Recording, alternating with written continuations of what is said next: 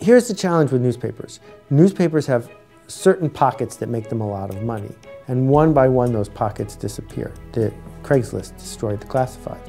Classifieds at the LA Times 10 years ago accounted for 105% of their profit. That without the classifieds, it all goes away.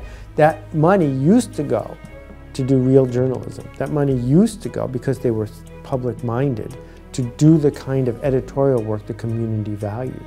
But what's happened is when those advertisements, those pockets of profit go away, you don't have the money to invest in that sort of content. Since it costs money to print it on paper, now there's a challenge. There's really good news around the corner.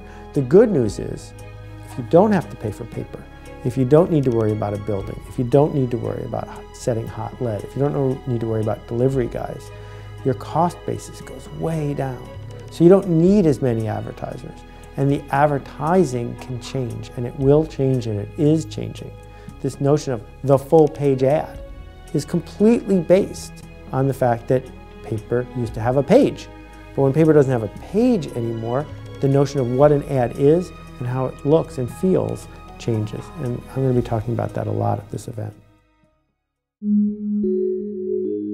The reason that radio and TV so demolished newspapers in the 1940s and 50s is that the incremental cost of one more viewer was zero, no friction. Pay once, reuse it many times. And advertisers loved this idea because they're in the mass marketing business. And if you want to reach the masses, having a medium that reaches everyone is really helpful. But the other thing that goes with that is mass marketers make average products. Because if you want everyone to buy something that's average, you better make something everyone wants to buy.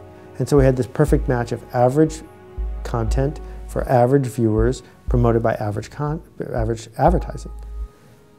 Fast forward to the world we live in now, and it's not a 3-channel universe. You know, I grew up with Channel 2, Channel 4, Channel 7, and then in Buffalo, Channel 29 if you wanted to watch Ultraman, and that was all there was. Today, I have 1 million or close to 1 billion media choices at a time. So I don't watch what you want me to watch, I watch what I want to watch. If you're an advertiser then, and you make average stuff for average people, you're in a corner. Because all we've got left are the Academy Awards and the Super Bowl for average people. Everything else is special. So now that we've got special shows for special people, we need advertisers to wake up and sell special products on those special shows for those special people. And that's going to happen more and more. The good news is this. What all your local advertisers want is a connection to local people who want to hear from them. And so your job as a media company is not to leverage FCC spectrum or to leverage a printing plant. Your job is to find and nurture a connection with individuals in your community. Because if you do that, if you know by zip code who wants to hear from you, and you earn the privilege of talking to the right people the right day in the right way, there will be a line out the door of local advertisers who want to do business with you. It's all about building the new asset. And what the digital VPs are starting to understand is that the asset of the future is not clicks or likes or views. The asset of the future is how many people want to hear from you tomorrow.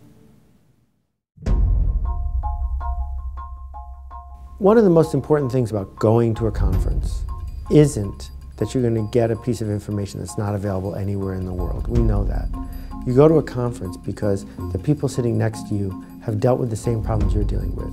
And the person up front is going to create an environment where you can see possibilities. So my job at a conference like this is to help open doors for people and to say, look, see what happens when you go this way. And when you can imagine that, and you can imagine it in a room full of people who are going the same way you're going, that's why it's worth going to a conference.